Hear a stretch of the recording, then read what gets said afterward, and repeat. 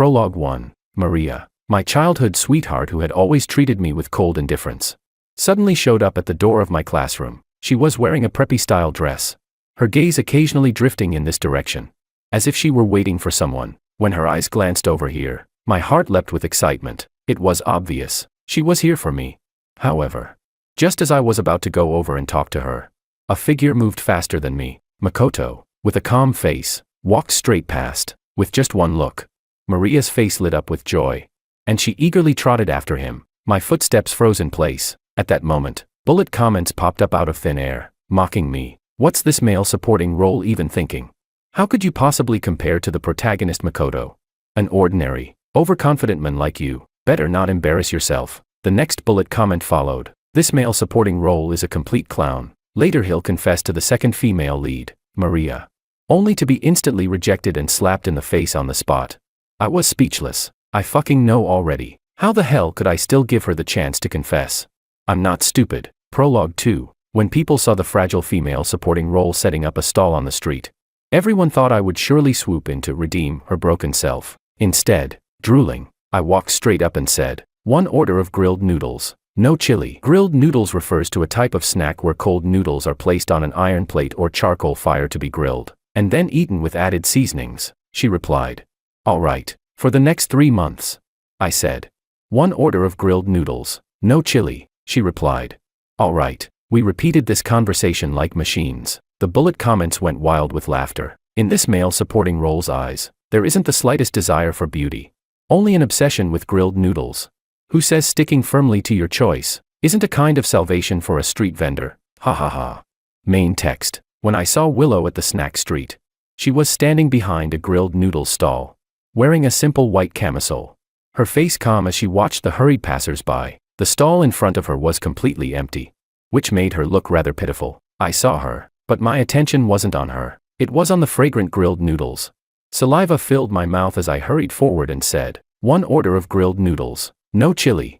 Hearing that, Willow lifted her head to glance at me and replied, all right. Her movements were skillful as she spread the batter and cracked an egg. With a crisp crack, golden egg liquid fell onto the flatbread. My eyes lit up immediately, and I praised, wow, your skills are pretty good.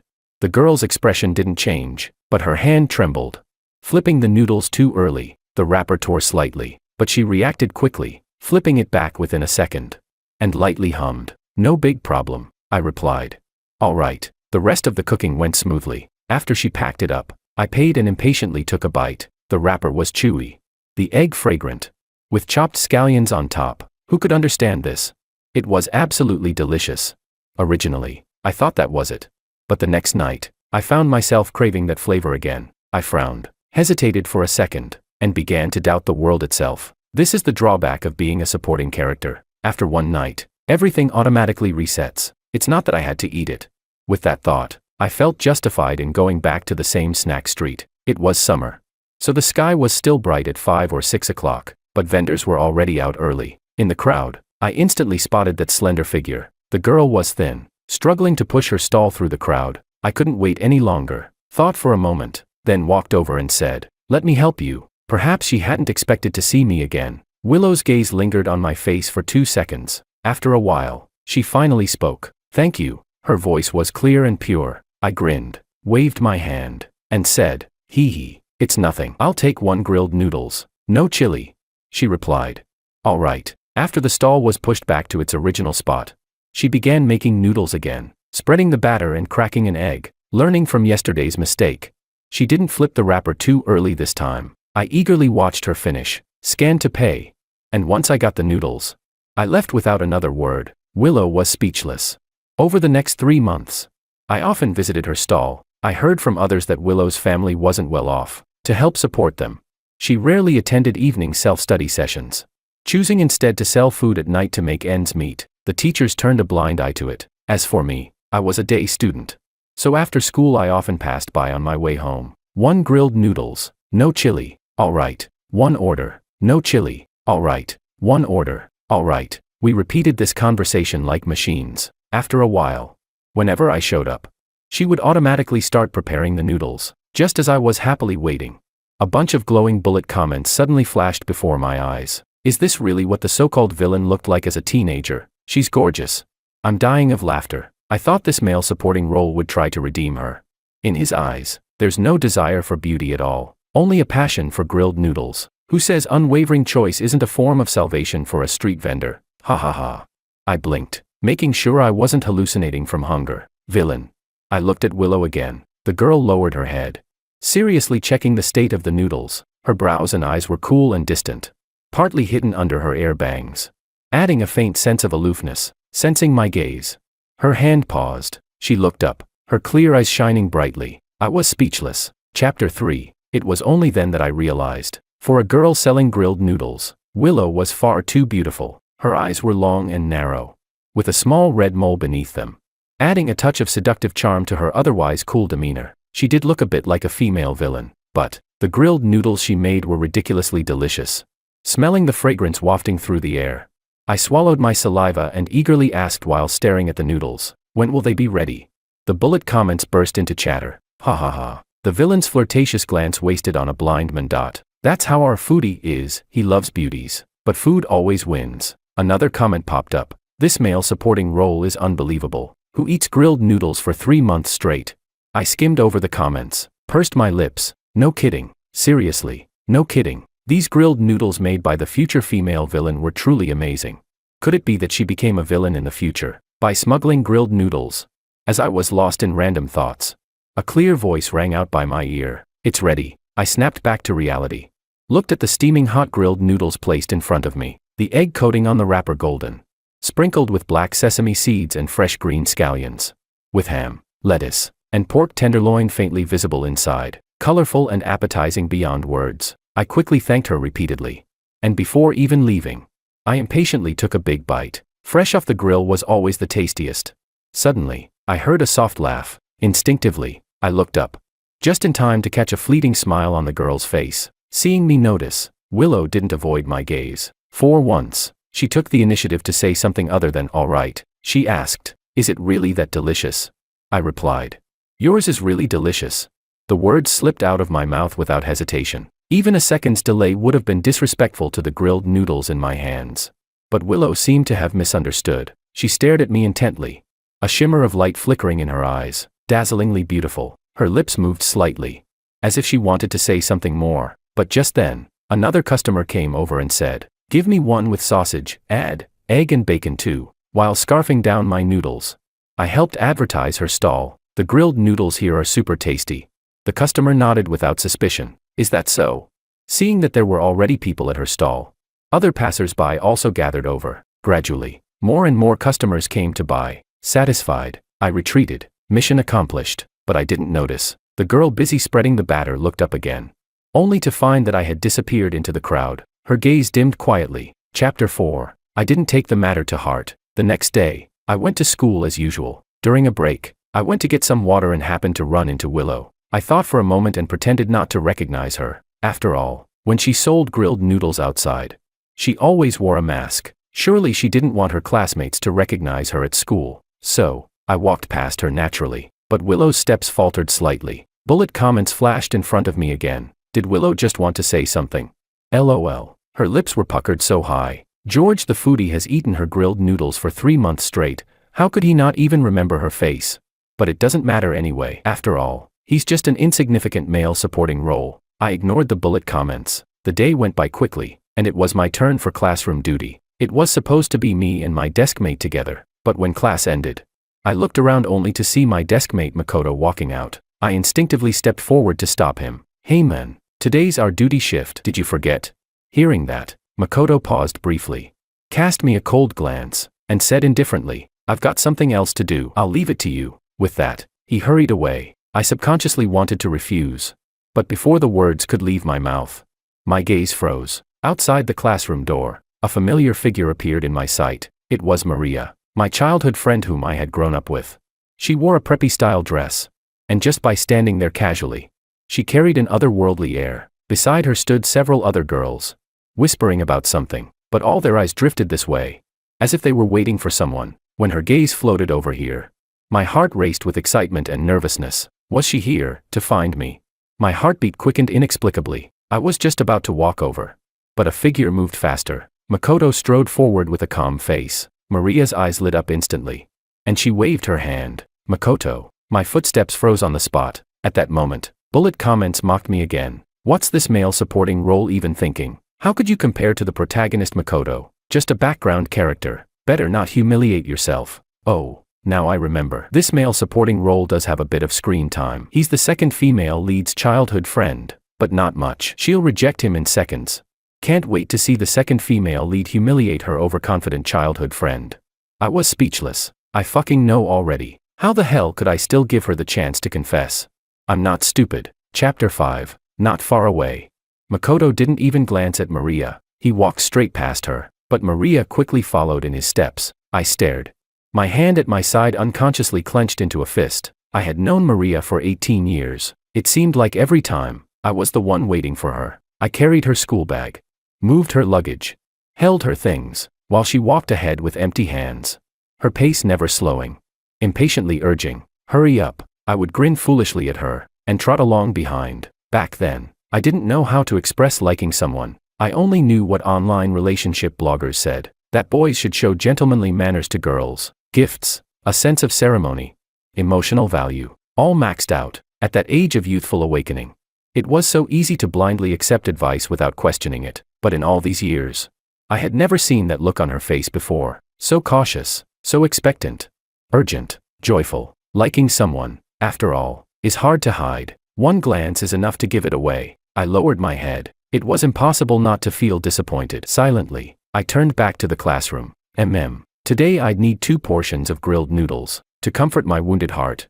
In the corridor, Willow, who had been about to leave, stood frozen, staring this way, the light in her eyes flickering uncertainly. Chapter 6. After returning to the classroom, it didn't take long before almost everyone had left. In the spacious classroom, soon there was only me left. I finished cleaning the whole room, working up a sweat. Unknowingly, the sky had already grown dark. By the time I wrinkled my nose while throwing out the trash, washed my hands, and walked out of the school, the streetlights were already lit. The snack street was filled with all kinds of stalls. At a glance, I spotted quite a crowd already gathered in front of Willow's grilled noodles stall. Just as I was thinking of going over to buy some, a sharp male voice rang out. Yo, isn't this our grilled noodles beauty, out here running your stall again? Hey, let me tell you guys, her family is dirt poor. I bet all this stuff isn't any good. Eat it and you'll probably end up with diarrhea. A few boys in school uniforms laughed as they grabbed at the food on the stall and tossed things around. One of them even kicked the cart. With a loud bang, the ketchup bottle fell to the ground and splattered everywhere. The passers-by quickly backed away. Within just a few minutes, the area around the stall cleared out, leaving it conspicuously isolated. Willow stood behind her stall, her expression cold. The group finished causing trouble but didn't leave. They deliberately sat down at another nearby barbecue stall to watch the show. The bullet comments exploded. People typed furiously. These guys are awful. Just because Willow wouldn't let them copy answers during the exam, they're pulling this kind of stunt. Sigh. I don't think Willow can keep running her stall like this. Life will only get harder from now on. My mood was already bad, and this only made it worse. Furious, I wanted to rush forward, but then I thought again, alone, I probably wouldn't stand a chance. I glanced around, then randomly grabbed a few passers-by and pleaded. Brothers, could you help me go buy a serving of grilled noodles from that stall? Just bring it back to me. I'll pay. The passerby didn't quite get it, but he agreed readily, saying, sure. They took my money and went to Willow's stall. Those troublemakers hadn't expected that after all this, someone would still buy food. They glared in anger, their eyes widening. But since I had found several people, they didn't dare recklessly rush up, and could only watch as Willow sold one serving after another. Then someone noticed me and shot me a vicious glare. I was still staring at the stall, and by the time I realized, that person had already walked up to me. Behind the stall, Willow had been busy, but as if sensing something, she suddenly raised her head. When she saw what was happening here, her pupils shrank sharply. Chapter 7. Hey, do you like Willow or something? A mocking, sarcastic voice suddenly drilled into my ear. I froze for a moment, then as soon as I turned my head, a fist landed squarely on my face. My jaw nearly dislocated from the blow. The pain made my eyes narrow, and I instinctively staggered back several steps. Damn idiot, minding other people's business. Are you looking to die? The man's voice instantly turned vicious and cruel. Rage surged up inside me, and I lunged at him, smashing an elbow hard into the back of his neck. He grunted in pain, but clung tightly to me, refusing to let go, and we wrestled into a tangled mess. The few others who had been sitting at the barbecue stall quickly rushed over to pin me down. The man wiped his bloody nose, then raised his fist to smash it into my face again. I couldn't break free, and instinctively turned my head away, yet the expected pain never came. The next moment, with a heavy thud, I opened my eyes to see the men who had been in front of me now sprawled on the ground. Willow stood there, her gaze shadowed and cold, clutching a rolling pin in her hand. With ruthless force, she brought it down on his head again. The whole scene froze. Everyone was stunned. Passers-by stopped to watch. Some even pulled out their phones to record. The gang finally reacted. One thug rushed forward and yanked Willow's ponytail, while another raised his hand to slap her. Just as I struggled with all my strength, someone shouted from a distance, "Already called the police." At those words, the group instantly panicked. They spat out a vicious threat, "Just you wait." Then they dragged their injured buddy, shoved through the crowd, and fled in embarrassment. Willow's body was still trembling slightly, but she bent down to help me up, her eyes full of worry as she asked, "Are you okay?" I quickly scanned her from head to toe to confirm she wasn't hurt, then gave a low grunt. "I'm fine. How about you?" The crowd dispersed, disappointed that the excitement was over. She shook her head. "I'm fine too." For a moment, neither of us spoke. When she lifted her eyes and saw the bruise on my face, her eyes turned red, but she restrained herself. Willow returned behind her stall. I stood in front for a while, watching, guilt gnawing at me since no one else came to buy food. The passers-by who had promised to help earlier had all left after the incident. After some hesitation, I said awkwardly, I can." Her soft voice asked, "Still just one serving?" I blinked. Then, remembering everything that had happened today, shook my head. "Today I'll take two," she replied. "All right, maybe it was just my imagination." But as Willow prepared the second serving, it seemed as if a dark cloud hung over her expression. Absent-mindedly, she added chili peppers. I watched as she brushed layer after layer of chili sauce over the noodles. Thinking she was upset from being harassed, I held back from saying anything. It wasn't a big deal. At worst, I'd just drink a few extra bottles of water. 10 minutes later, the two servings were ready. Willow handed them to me. I paid and reached out to take them, but just before they reached my hands, her movement paused. She bit her lip and suddenly said, "Senior year isn't the time for romance." I looked completely dumbfounded. What the hell was she babbling about? All I could think about were the noodles drenched in chili sauce, and how I needed to buy some water first. Distractedly, I mumbled, "I'll be going then." Willow was speechless. Chapter 8. The bullet comments were filled with discussion. Wait a second, what did she mean by that?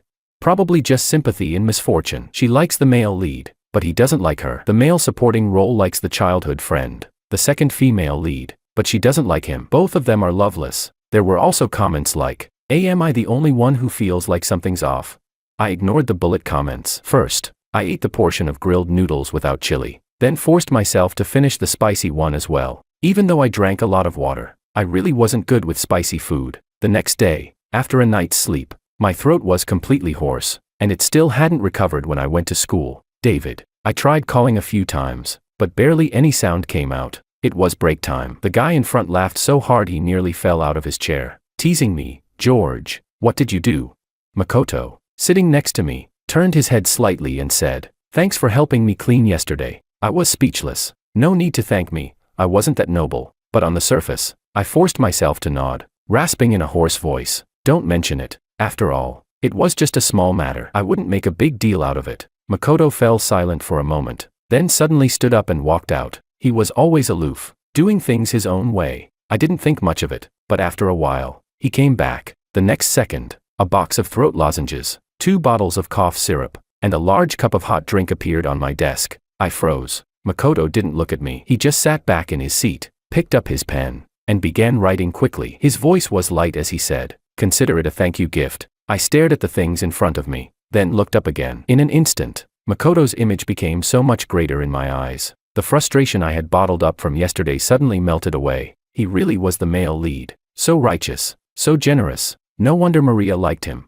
Chapter 9. The bullet comments were filled with discussion. Whoa, our male lead is so kind, even to a male supporting role. Truly worthy of being the male lead.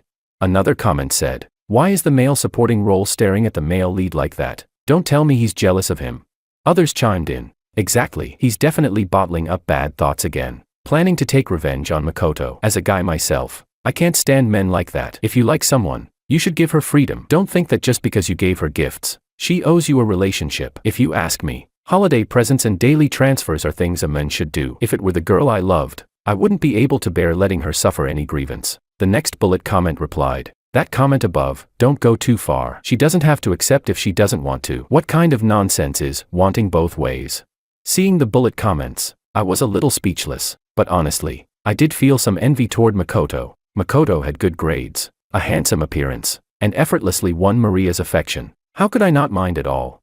But to say I was harboring dark thoughts was going too far. What fault was it of Makoto's that Maria liked him? Why would I ever take revenge on him for that? Besides, Maria wasn't the only girl in the world. Couldn't I just like someone else? Once I thought it through, a sense of relief washed over me. The last class of the day was PE. When class ended, I was just about to step out of the school gates when bullet comments suddenly appeared in front of me. The male lead is about to be tricked into the equipment room and bullied, and as a result, he'll miss the chance to see his grandfather one last time. Whoa. These past few days the male lead has been rushing off in such a hurry, all because he was going to the hospital to visit his sick grandfather. Sigh. By the time the male lead gets there, it's already too late. I stared intently at the bullet comments in front of me. Wasn't the male lead none other than my deskmate Makoto? My steps faltered for just a moment, and without much thought, I turned around and ran back into the school. Chapter 10. The bullet comments popped up. Why did the male supporting role suddenly turn back? Wasn't he supposed to go eat grilled noodles at this time? Maybe he forgot something and went back to get it. That's very possible. I didn't have time to keep watching the bullet comments. Afraid I would be too late, I ran straight toward the equipment room, but at a glance, I didn't see Makoto anywhere. Was he already inside?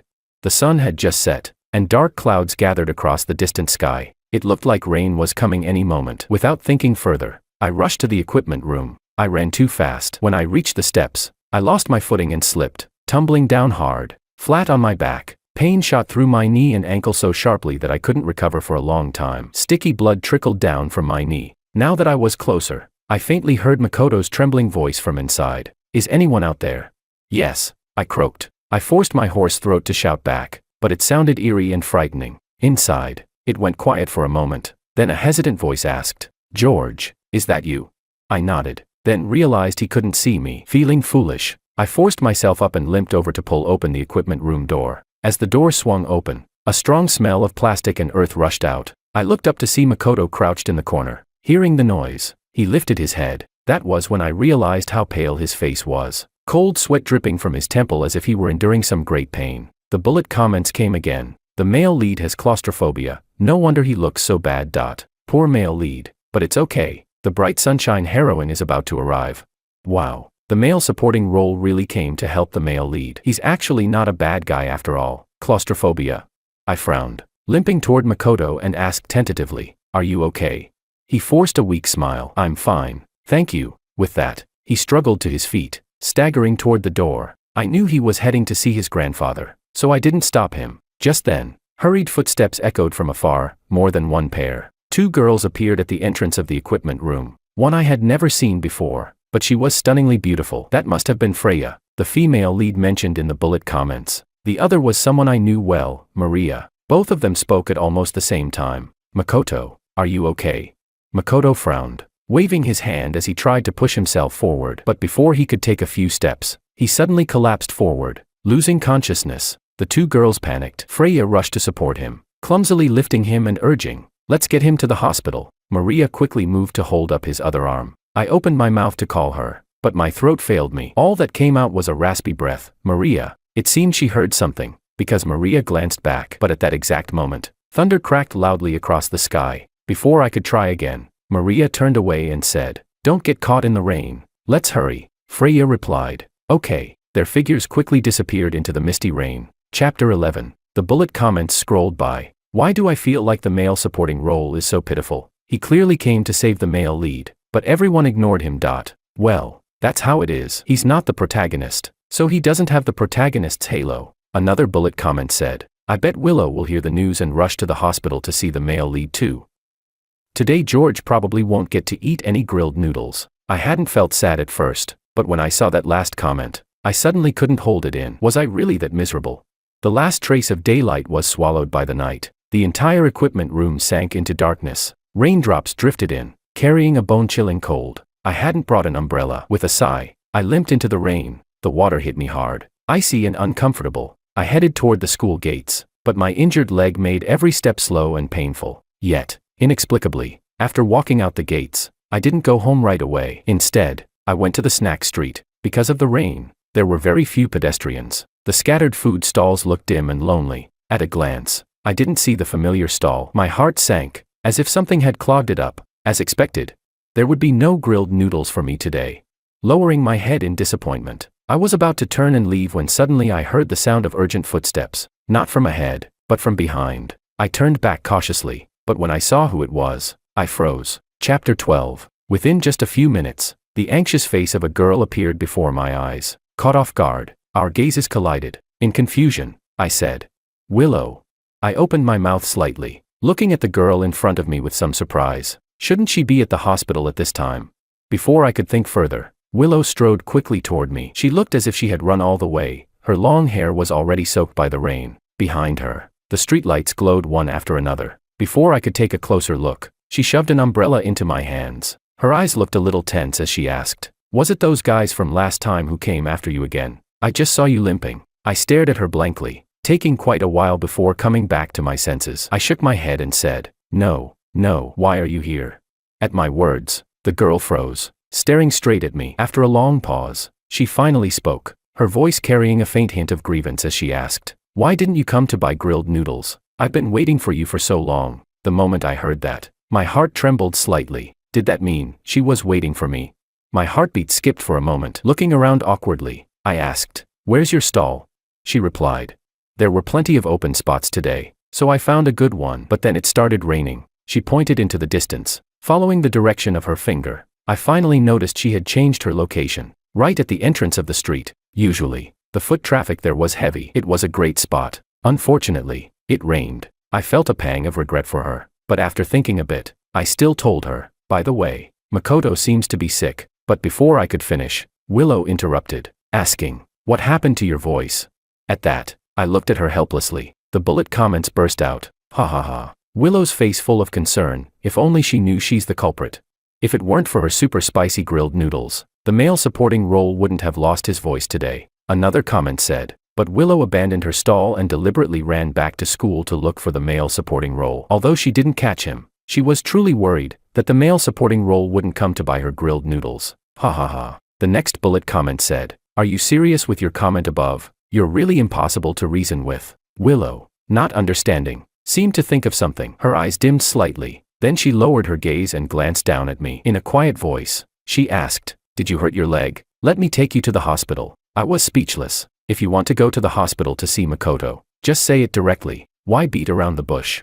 But I didn't expose her. At least she was willing to help me. So I simply nodded and said, Chapter 13. What I didn't know was that, over at the hospital, after Makoto regained consciousness, something suddenly came to his mind. He turned his head toward Maria and asked, "Maria, do you know George?"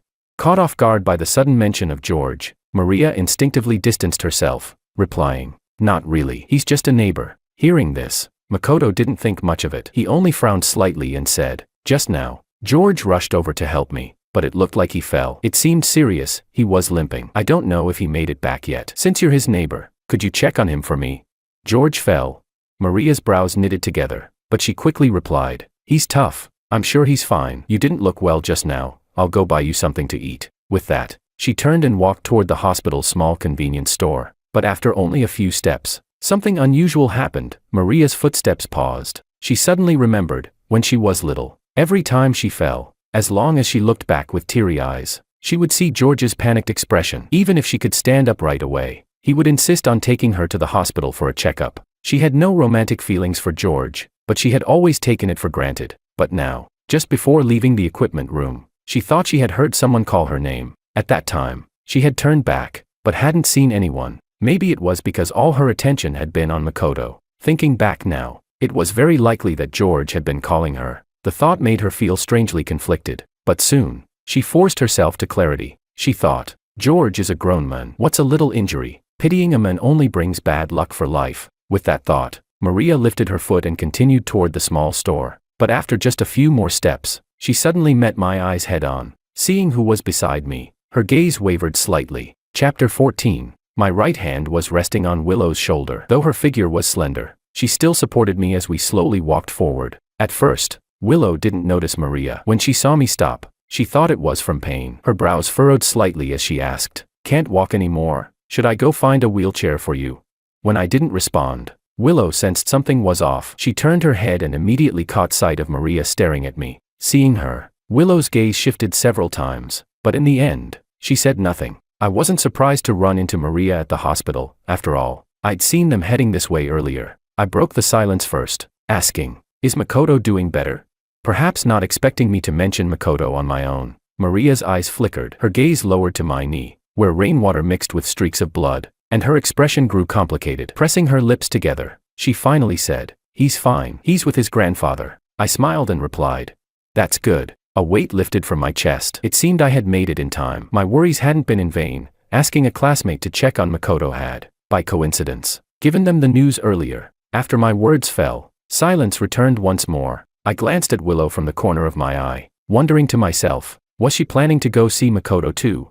Before the thought even settled, Willow said, "Done asking, then let's go." Her clear voice rang in my ears. Puzzled, I turned my head, only to meet a pair of dark eyes. Before I could say anything, she slipped her arm through mine and said in an affectionate tone, "Let's go." The girl pressed close to me, carrying with her the savory scent of grilled noodles. I couldn't help swallowing, then immediately felt embarrassed, quickly pretending to be busy looking at the hospital scenery. Because of that, I missed the faint blush on her ears, and the slightly provocative look she cast at Maria as we passed. Maria was speechless. The bullet comments flashed wildly across the screen. Did I imagine it? Or was there something unusual in Willow's look just now? Anyway, I think the two of them look good together. I'm officially a Willow x George fan now. Honestly, Maria is such an ungrateful brat. Even if she only saw George as her childhood friend, she shouldn't be so indifferent when he's taken such good care of her. But since her eyes are only for the male lead, it's her loss if she misses out on the childhood friend's love. Seeing the bullet comments, my heart stirred. I subconsciously turned my head to look at Willow. Her features were delicate, beautiful, with a pure and refined grace. Her gaze remained fixed forward. What a joke. How could she possibly like me? Chapter 15. By the time the bandaging was done, it was already 7 or 8 o'clock. I sat on a chair in the hospital lobby, watching her run around for me, and felt a bit guilty. I said, Your stall is still out on the street. You should go back. Don't worry about me. I'm fine now. I'll head home soon." But she shook her head. "Missing one day of work doesn't matter." She sat down next to me, staring at the gauze on my knee. "Why don't I just get a wheelchair and push you back?" I quickly waved my hand. No need. I already called my dad. He'll come pick me up. You should go take care of your business," she said softly. "All right," she agreed, but didn't leave. I waited for a while, but still didn't see her get up. Confused, I glanced at her. Willow was watching me. When she realized I'd caught her, she turned her head away and covered her lips with a hand, coughing lightly in embarrassment. She said awkwardly, "I'll wait until your dad gets here before I leave." I laughed. "Look at you. I'm a tough guy. All skin and bones. It's just a fall. Do you really need to worry this much?" But she countered, "So men don't need to be cared for. Men get hurt too. Men need a sense of security too. Everyone has flesh and blood. Why should men's feelings be ignored?" I was momentarily speechless, my heart pounding wildly. Chapter 16. After that night, my relationship with Willow advanced rapidly. After school, I eagerly went to her stall. 1 serving of grilled noodles. No chili. "Got it," Willow answered as usual, but when I received it, I weighed it in my hands and suddenly felt it was unusually heavy. Looking down, I realized the noodles were a double portion, and the ingredients inside were doubled too. There weren't many customers at the stall. When she saw I wasn't eating, Willow frowned slightly. "What's wrong?" Hearing her voice, I came back to my senses, looking at the grilled noodles in my hands, then at Willow. I couldn't hold it in anymore and asked, "Should I pay you for 2 servings? For a moment, Willow froze, her expression blank. After a pause, she forced out, "No need." My hand slipped today. I added too much. The bullet comments scrolled by. Ha ha ha. The villainess is finally expressing her feelings in such a subtle way, but this clueless foodie didn't get it at all. Who on earth accidentally doubles the portion? She can't hide her feelings anymore. The next one read, "The male supporting role doesn't talk, he'll just insist on paying." I saw her cheeks flush crimson, and my heart suddenly pounded fast, my breathing quickening with it. I said, "Thank you, I really like it." "Speaking of what I like, would you be willing to?" The next second, she blurted out, Yes, I like you too." The snack street was crowded and noisy, but in that instant, it felt as if time had stopped. I stared blankly upward, meeting her earnest eyes across the stall, and then, boom. It was as if fireworks exploded in my mind. Chapter 17. I was almost at a loss. But seeing my expression, she chuckled and said, "Hurry up and eat, or it'll get cold." "All right," I replied. I picked up a piece and put it in my mouth, chewing. One bite, then I glanced at her, another bite, then I looked at her again. Willow noticed, and the smile at the corner of her lips deepened. She asked, "Want another serving? Free for my boyfriend." Since childhood, I was never the type to take advantage. Without hesitation, I pulled out 200 yuan and said, "No need, I've got money, I can cover your whole stall." Willow laughed. "All right then." The bullet comments flared up. "Ah, spread the word, the villainess was bought for 200 yuan. Not gonna lie, even if the plot is a little different from the original, I love this. The male supporting role and the villainess actually look good together." Another comment said, "Was the villainess supposed to like the male lead? Why is she suddenly into the male supporting role?" Dazed, I stared at the bullet comments, feeling like I was dreaming. I actually ended up with the villainess. But whether she was a villainess or not didn't matter. In my world, only Willow mattered. Chapter 18. After getting together with Willow, our daily lives didn't change much. With the college entrance exams approaching, she temporarily gave up her stall to focus on studying. I couldn't eat grilled noodles anymore, but I refused to eat from other stalls, so I studied with her instead. Sometimes, when Willow had time, she would cook at home and bring the food to me. What used to be for everyone became something only for me. I happily munched away. Willow rested her chin on one hand, leisurely watching me, her gaze soft as water. "Eat slowly, there's still more." Swallowing, I asked, "How much more?" Her eyes sparkled with amusement as she said, "As much as you can eat, there will be that much." Chapter 19. Later, the college entrance exams ended. I was admitted to University A. Although Willow didn't get into University A, she was accepted into a good school in the same city as mine. I made a point to ask around and found out Makoto had gone south, and Maria had also gone to study there. When I mentioned this, I couldn't help but watch Willow's expression, and tentatively asked, "Willow, do you know Makoto?" "I should tell you, he was quite the star at our school," she replied.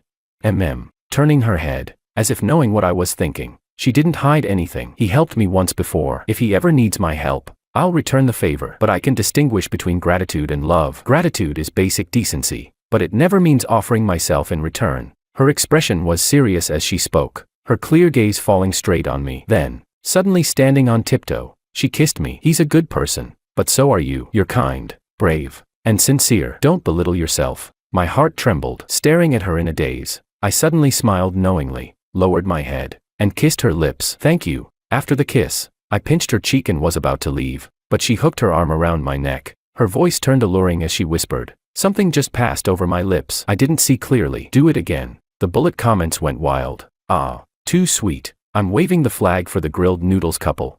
"I'm a premium member. Let me watch first. I want the full process."